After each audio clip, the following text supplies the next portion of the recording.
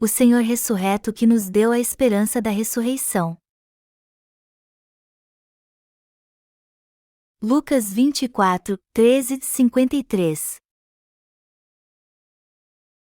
Naquele mesmo dia, 2 deles estavam de caminho para uma aldeia chamada Emaús, distante de Jerusalém 60 estádios. E iam conversando a respeito de todas as coisas sucedidas. Aconteceu que, enquanto conversavam e discutiam, o próprio Jesus se aproximou e ia com eles. Os seus olhos, porém, estavam como que impedidos de o reconhecer. Então, lhes perguntou Jesus: que é isso que vos preocupa e de que ides tratando à medida que caminhais? E eles pararam entristecidos.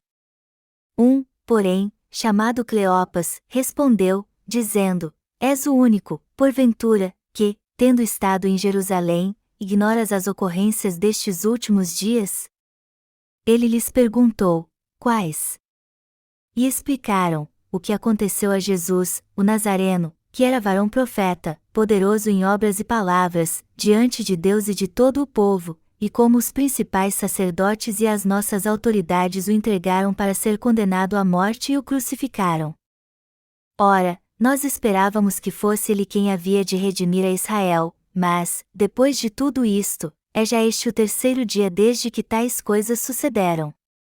É verdade também que algumas mulheres, das que conosco estavam, nos surpreenderam, tendo ido de madrugada ao túmulo, e, não achando o corpo de Jesus, voltaram dizendo terem tido uma visão de anjos, os quais afirmam que ele vive. De fato, alguns dos nossos foram ao sepulcro e verificaram a exatidão do que disseram as mulheres, mas não o viram.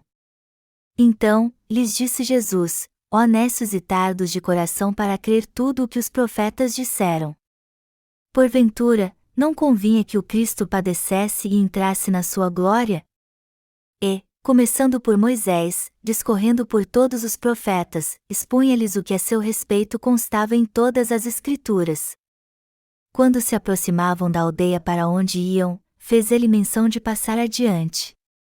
Mas eles o constrangeram, dizendo: fica conosco, porque é tarde, e o dia já declina. E entrou para ficar com eles.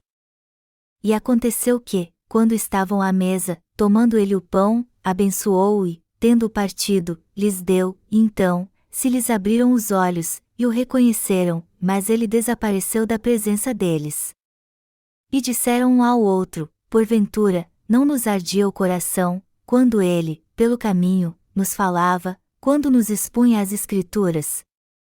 E, na mesma hora, levantando-se, voltaram para Jerusalém, onde acharam reunidos os 11 e outros com eles, os quais diziam: o Senhor ressuscitou e já apareceu a Simão. Então, os 2 contaram o que lhes acontecerá no caminho e como fora por eles reconhecido no partir do pão. Falavam ainda estas coisas quando Jesus apareceu no meio deles e lhes disse: paz seja convosco. Eles, porém, surpresos e atemorizados, acreditavam estarem vendo um espírito. Mas ele lhes disse: por que estáis perturbados? E por que sobem dúvidas ao vosso coração? Vede as minhas mãos e os meus pés, que sou eu mesmo, apalpai-me e verificai, porque um espírito não tem carne nem ossos, como vedes que eu tenho. Dizendo isto, mostrou-lhes as mãos e os pés. E, por não acreditarem eles ainda, por causa da alegria, e estando admirados, Jesus lhes disse: tendes aqui alguma coisa que comer? Então, lhe apresentaram um pedaço de peixe assado e um favo de mel. E ele comeu na presença deles. A seguir, Jesus lhes disse: são estas as palavras que eu vos falei, estando ainda convosco, importava se cumprisse tudo o que de mim está escrito na lei de Moisés, nos profetas e nos salmos.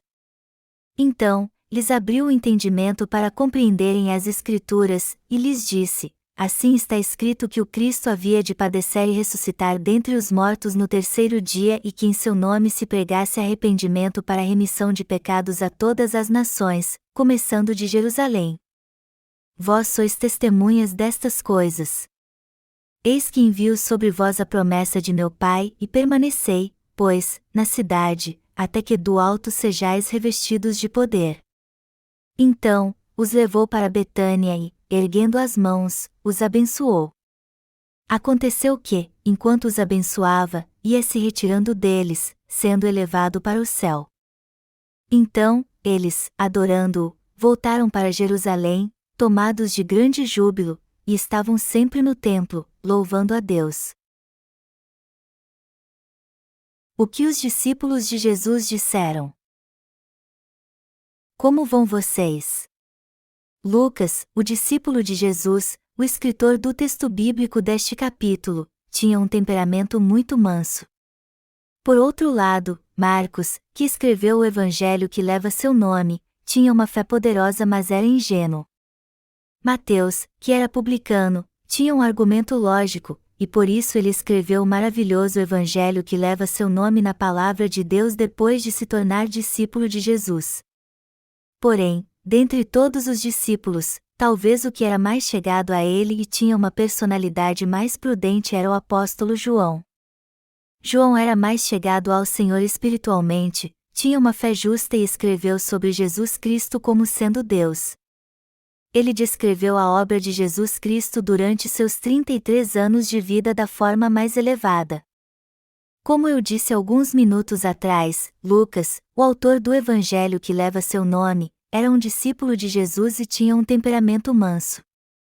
Por isso que ele fala muito sobre a fraqueza do homem no seu evangelho, pois conhece isso muito bem. Todos os 4 evangelhos falam da ressurreição de Jesus, mas o evangelho de Lucas é o único que descreve um encontro especial que 2 discípulos tiveram com ele a caminho de Emaús. Depois de morrer na cruz, o corpo de Jesus foi posto num sepulcro que pertencia a José de Arimateia.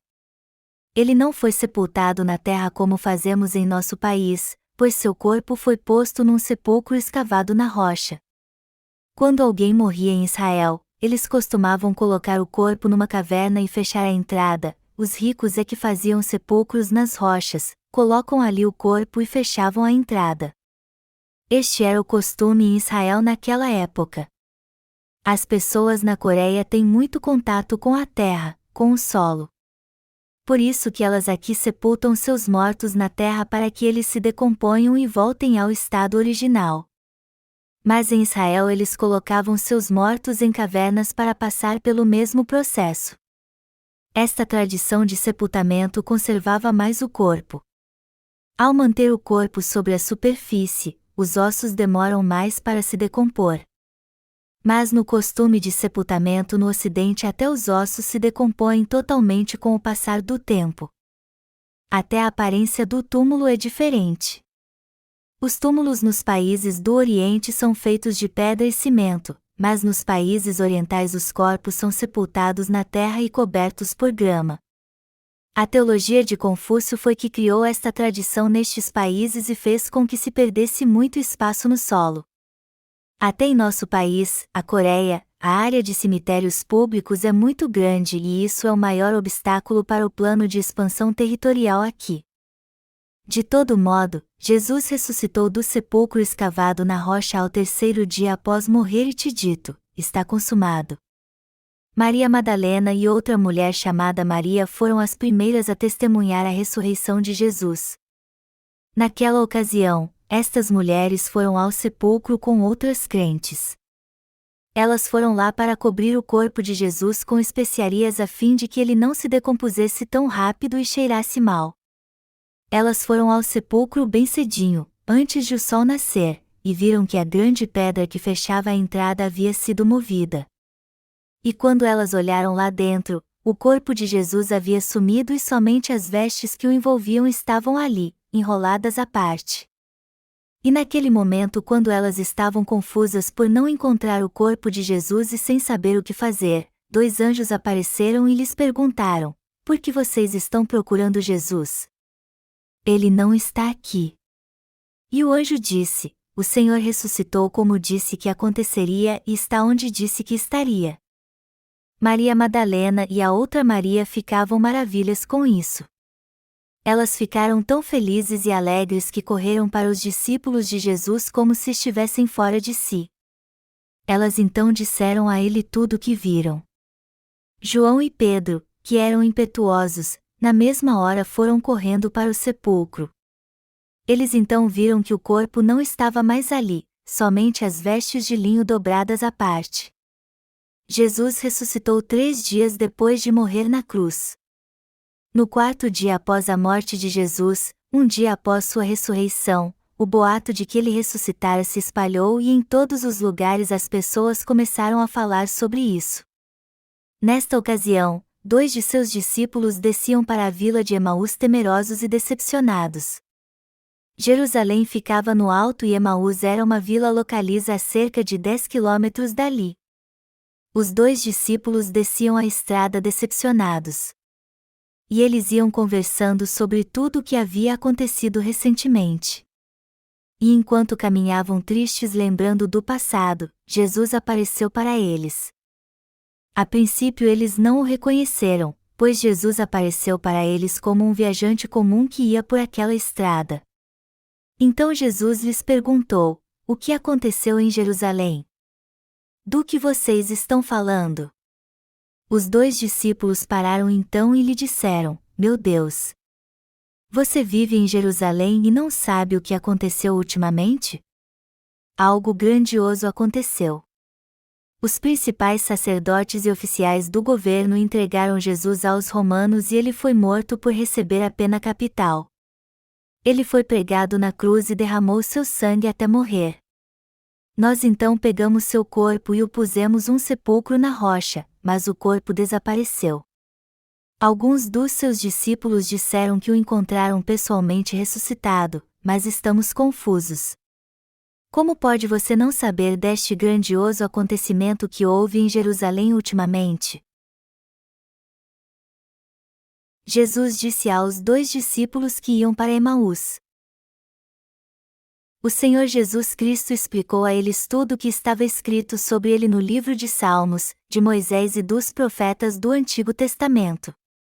E conforme prosseguiam, o sol se pôs e a noite chegou. Jesus quis continuar no caminho, mas eles o constrangeram dizendo: Fica conosco, porque já é tarde, e já declinou o dia. Ele então ficou com eles e todos jantaram juntos.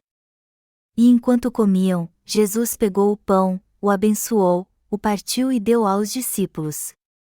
Aí eles viram que seu companheiro de viagem era Jesus Cristo. Eles finalmente o reconheceram. A questão é a seguinte: por que os discípulos não reconheceram Jesus, mesmo ele estando na sua frente? Os judeus costumavam cobrir a cabeça com um tecido. Foi por isso que os 2 discípulos não reconheceram Jesus a princípio, e sim quando sentaram com ele para cear e ele partiu o pão. E assim que os discípulos o reconheceram, Jesus desapareceu num piscar de olhos. Foi uma experiência de arrepiar.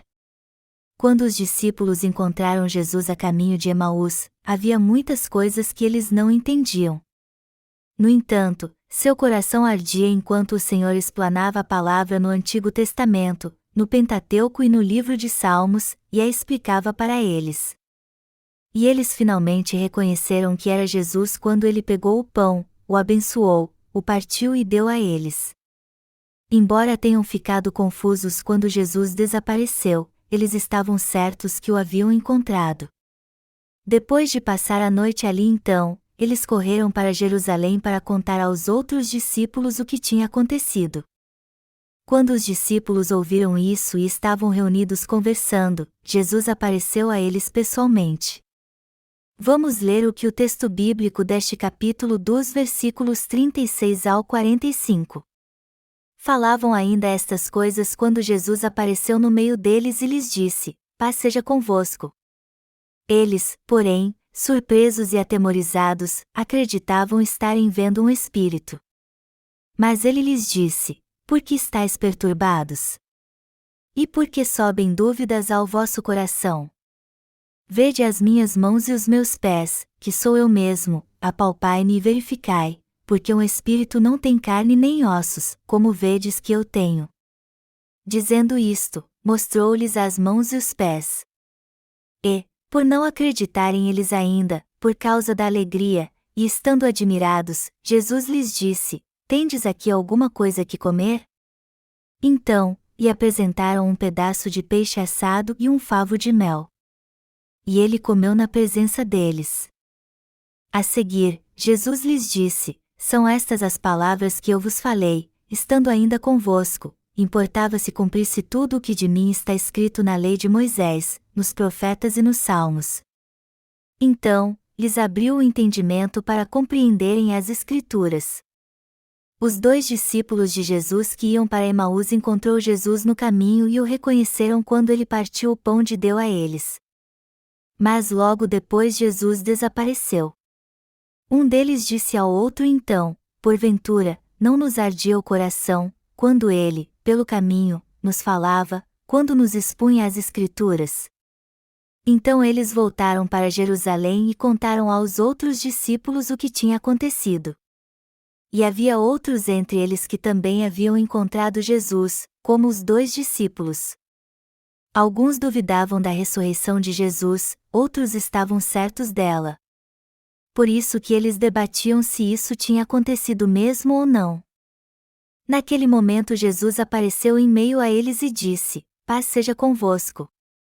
Os falsos mestres de hoje dizem: o Espírito Santo vem pela entrada ocidental. O Espírito Santo vem pela porta oriental. Mas vemos aqui que Jesus apareceu no meio deles. Isso mostra que ele fato apareceu para os 11 discípulos quando eles estavam muito confusos com as notícias da sua ressurreição. É como se estivéssemos conversando aqui agora e Jesus aparecesse no nosso meio. Os discípulos ficaram espantados e com medo quando Jesus apareceu no meio deles. Mas ele lhes disse: Por que estáis perturbados? E por que sobem dúvidas ao vosso coração? Vede as minhas mãos e os meus pés, que sou eu mesmo, apalpai-me e verificai, porque um espírito não tem carne nem ossos, como vedes que eu tenho. Os discípulos de Jesus ficaram felizes em vê-lo de novo, mas não puderam crer na sua ressurreição, pois acharam aquilo incrível. Jesus lhes perguntou: Tendes aqui alguma coisa que comer? Eles então pegaram um pedaço de peixe assado e deram a ele. Jesus o pegou e de fato o comeu. Antes de Jesus aparecer aos discípulos, é bem provável que eles tenha dito: Alguns viram o Senhor ressuscitado. Até estes 2 discípulos disseram que conversaram com ele enquanto desciam para Emaús.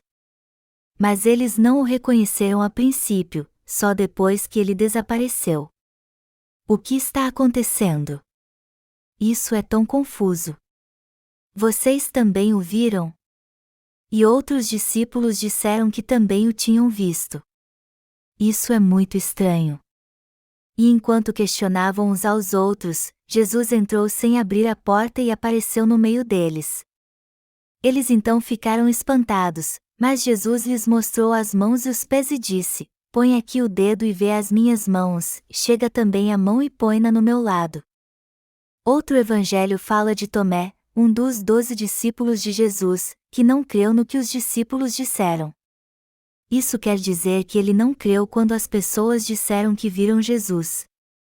Mas Jesus apareceu para ele e disse: Põe aqui o dedo e vê as minhas mãos, chega também a mão e põe-na no meu lado, não sejas incrédulo, mas crente. João 20h27. E como disse o Senhor, Tomé pôs a mão nas marcas feitas pelos pregos no corpo de Jesus para ver se ele tinha mesmo ressuscitado. Foi assim que Tomé se tornou um homem de fé. Isso não está no Evangelho de Lucas, mas aqui diz que Jesus comeu. Ele disse: Vocês têm algo para eu comer agora? Eu ressuscite tanto no corpo como no espírito. E Jesus comeu na hora um pedaço de peixe assado que os discípulos lhe deram. Ele então deixou a palavra para eles, os abençoou e foi para o céu. Está escrito: Então, os levou para Betânia e, erguendo as mãos, os abençoou. Aconteceu que, enquanto os abençoava, ia se retirando deles, sendo elevado para o céu. E isso nos mostra que a palavra realmente se cumpriu. Já que lemos na palavra de Deus, podemos até pensar: eu sou muito grato por Jesus ter ressuscitado. É claro que eu também sou grato ao Senhor. E minha esperança é que também seremos como Ele no futuro. E esperança aqui significar desejar muito alguma coisa. O que desejamos ser então? O fato de Jesus ter ressuscitado dos mortos é uma bênção maior ainda do que Ele ter apagado todos os nossos pecados com o Evangelho da água e do Espírito e nos ter feito seus filhos. Por isso que a ressurreição é a maior de todas as bênçãos. E vemos aqui que Jesus ressuscitou mesmo.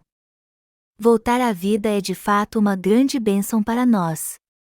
Já que vivemos neste mundo, às vezes deixamos para lá uma culpa que não pode ser apagada. Mas o que as pessoas dizem? Elas dizem: eu gostaria de viver bem sem esta culpa se tivesse outra chance. As pessoas dizem isso sempre. Mas nós que nascemos de novo não temos culpa alguma. Jesus apagou todas as nossas culpas e pecados de um modo perfeito. Nós que cremos no Evangelho da água e do Espírito recebemos a remissa de pecados, nos tornamos filhos de Deus e viveremos no seu reino no futuro. Nós cremos realmente nisso. Jesus ressuscitou do vale de onde ninguém podia voltar, chamado morte, pelo seu poder. Nós temos que analisar a ressurreição de Jesus e meditar nisso. E também temos que desejar isso em nosso coração. Temos que desejar morrer com Jesus, ter uma nova vida e começar tudo novo. Este é o sentido principal da ressurreição de Jesus. Já que estamos na Páscoa, temos que analisar isso e meditar nisso também.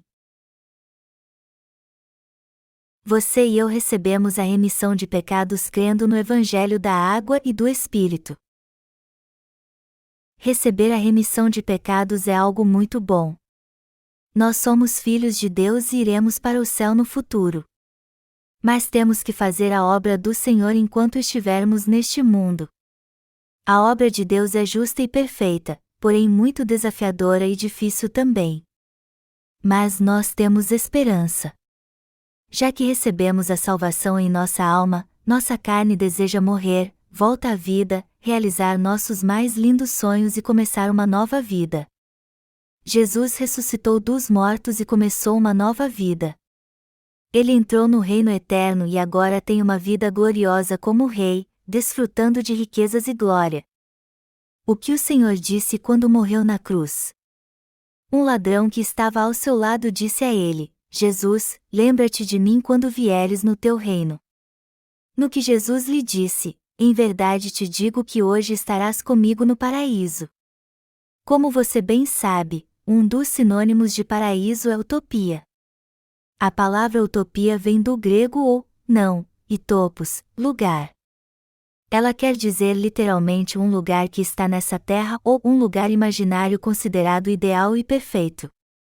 Mas o que o Senhor quis dizer quando falou: em verdade te digo que hoje estarás comigo no paraíso, que depois de completar 33 anos de vida nessa terra e começar uma nova vida no reino eterno depois de ressuscitar, nós que cremos no Evangelho da água e do Espírito também desfrutaremos de uma nova vida. Porém, se quisermos desfrutar desta nova vida, temos que crer que Jesus ressuscitou e ser gratos por isso. Jesus ressuscitou mesmo dos mortos?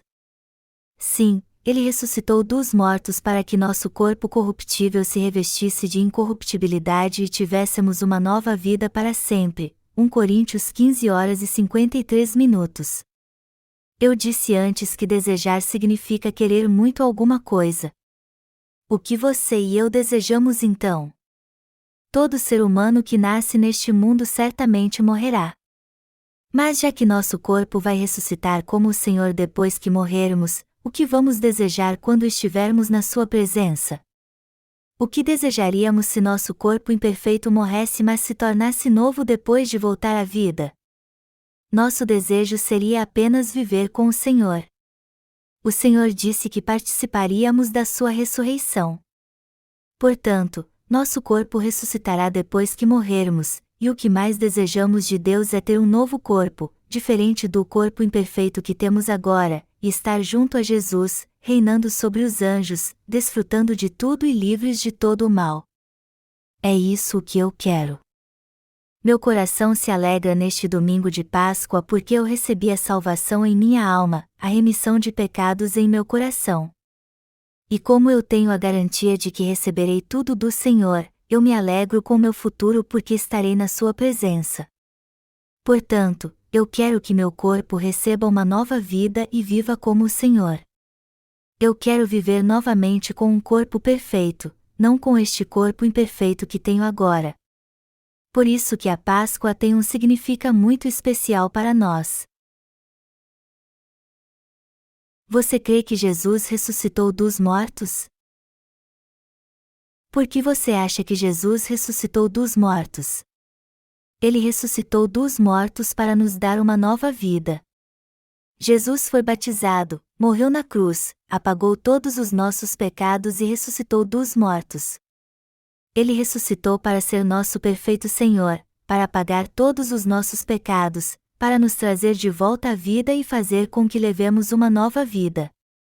Jesus é o Senhor da ressurreição. Ele é o Senhor da vida. O apóstolo Paulo disse: "E, se não há ressurreição de mortos, então, Cristo não ressuscitou. E, se Cristo não ressuscitou, é vã a nossa pregação, e vã a vossa fé." 1 Coríntios 15, 13, 14.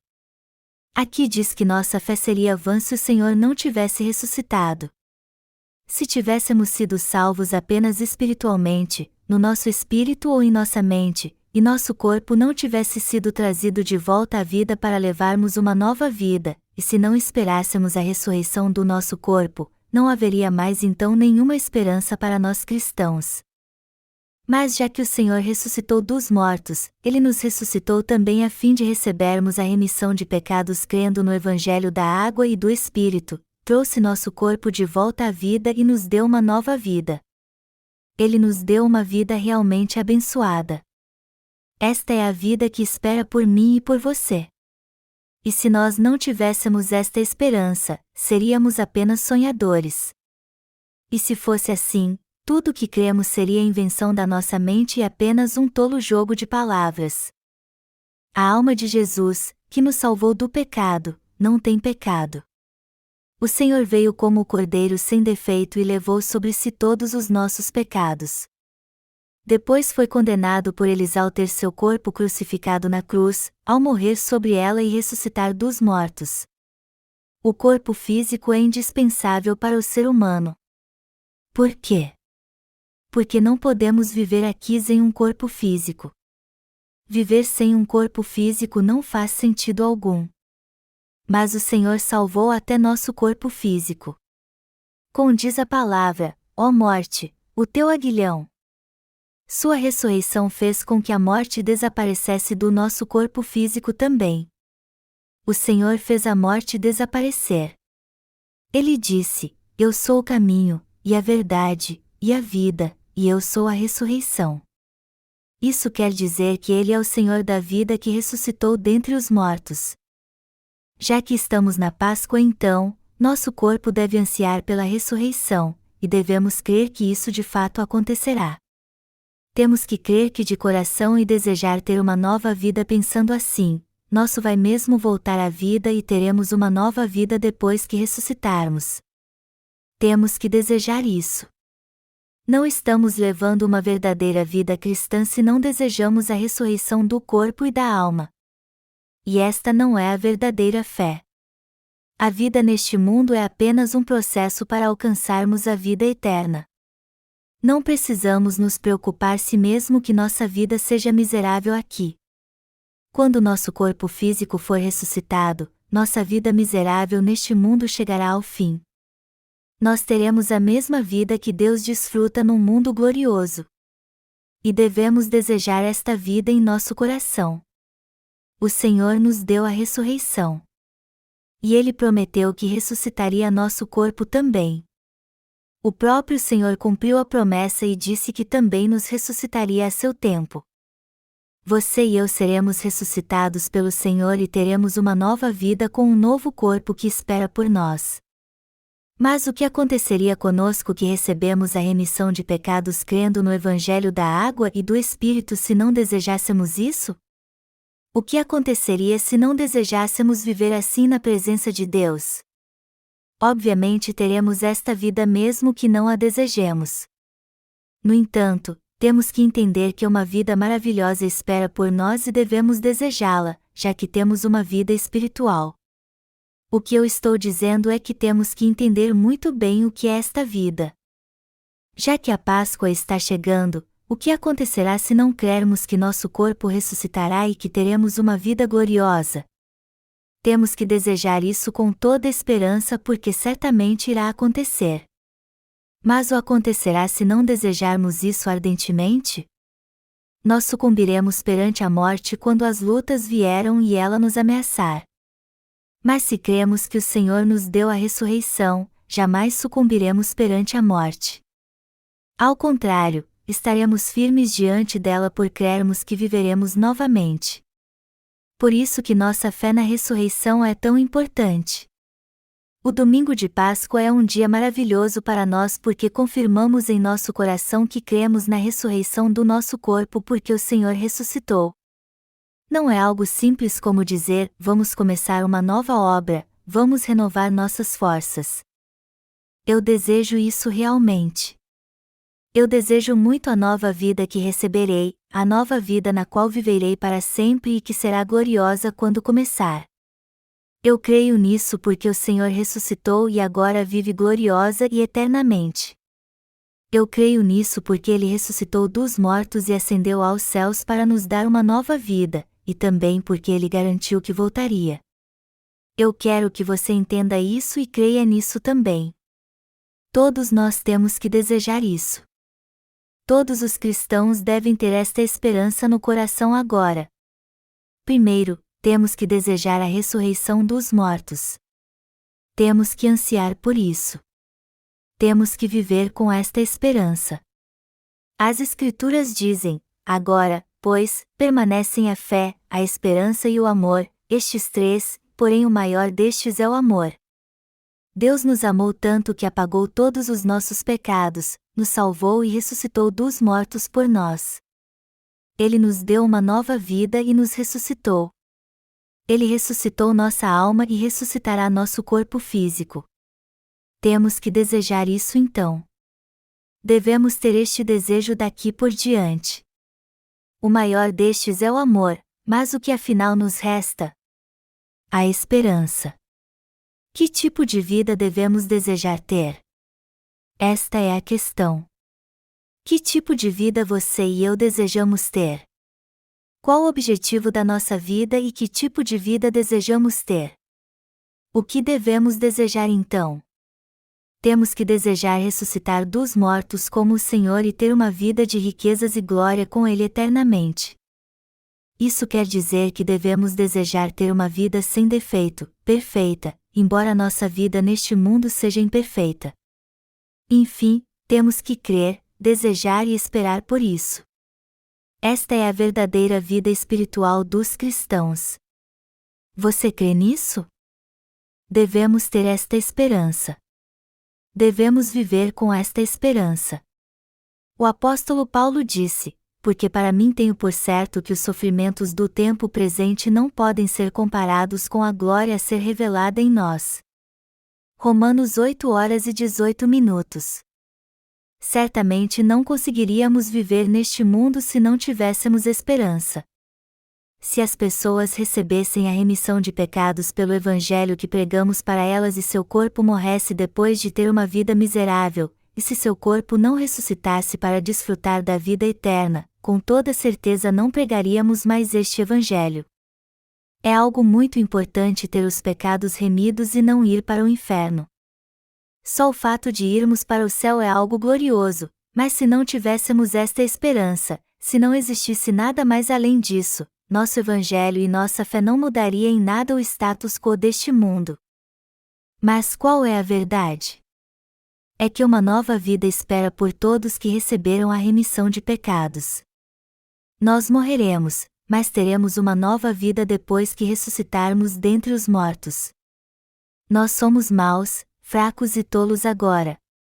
No entanto, a vida que nos aguarda no futuro é positiva, definitiva e perfeita em detrimento à vida negativa deste mundo.